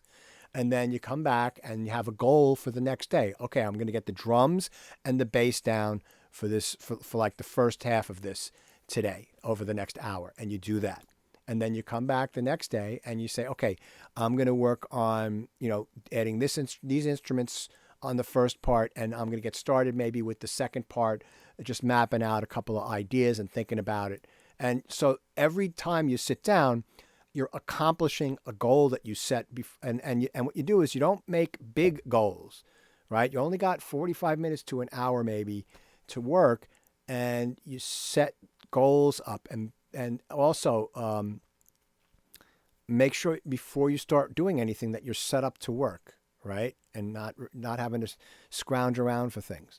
But you make small, bite-sized, manageable, easy to accomplish goals, and you work on them each day, each time you sit down to work, and you'll see that over time you're building up your track in a much more organized and less frantic pace than trying to come up with all sorts of stuff. And if you're driving or walking down the street or doing something, you come up with an idea. There's a recording thing in your phone. Just tell yourself the idea or sing it in, or like da da da da da da da da. That's a cool melody. Or boom to boom to boom boom boom. That's a cool rhythm. And and I do that all the time. I have to tell you, man, that I was I used to live on York Avenue and 82nd Street. The last apartment we had in Manhattan was on 94th Street and West End Avenue. But I lived from 1998 until about 2008 on 82nd Street and York Avenue. And I used to have to walk down to my studio that I had on West 49th Street. And I used to go down there every day, and I used to walk. That used to be part of my exercise, walk through Central Park. And I would spend that time thinking about ideas and singing them into my phone. And a few of those ideas I ended up selling as sports themes for NBC Comcast Sportsnet, and it brought me in a lot of money. And so, I was working while I was away from my technology. So, yeah. And there's one very last thing I'd like to share. I shared it with the last class, and I'll share it again. Is that today is April 12th of 2021, right? And 30 years ago yesterday, on April 11th of 1991, there was a young Pete Calandra opening night of Miss Saigon on Broadway, of which I was the keyboard player. And that's a picture from opening night taken, I think, by either my mother or one of my older sisters. They both came to opening night. And yeah, that was the start of 10 years of sitting in that pit many times a week playing that show. I was the principal keyboard player, did all the really difficult piano parts. And I can't believe it was 30 years ago. It's like the blink of an eye. Yes, Eve, I can. Okay, so I just wanted to share that with you. Really cool photo. I like that. I was only 9. Yeah, I was very young. This friend of mine, Tim Malash, incredible flute player. He played with the City Opera. He played with the City Ballet. Played with St. Luke's sometimes. He's no longer alive. This guy back here, you can't see him very well. His name is Lino Gomez. He played the clarinets in the show, bass clarinet, E-flat clarinet, and regular clarinet. He plays saxophone often with the New York Philharmonic. And then this young lady behind me is Blair Tyndall, and she made was the oboist in the show. She made her fame. She wrote a book called Mozart in the Jungle that became an Amazon series, and she lives out in Los Angeles now. So, yeah, a pit is playing in a pit is a whole thing. I could give an hour, 2-hour lecture on it. I mean, I spent over 30 years of my life playing in a pit, in pits. Right after I graduated Queens College, I started playing at the off-Broadway show Little Shop of Horrors. I was in the Radio City Music Hall Orchestra. I played in Phantom of the Opera many times. I was in the National Tour Les Miserables, and up until a few years ago, up until I think 2016 is when I stopped, I was playing at the Lion King. I knew 2 of the keyboard books there, and I played there probably between 100 and 130 times a year. I was, in there a lot. So, I've probably done 6,000 or 7,000 performances on Broadway in my life. It's a lot. Okay, so that's it for today, and thank you everybody for being here. And I catch up, hand in homework for today, hand in something, hand in stuff, and I will go over your assignments and get back to you this week. And Professor, can I ask you a question? yeah, so I'm gonna wait. Let me just stop my recording.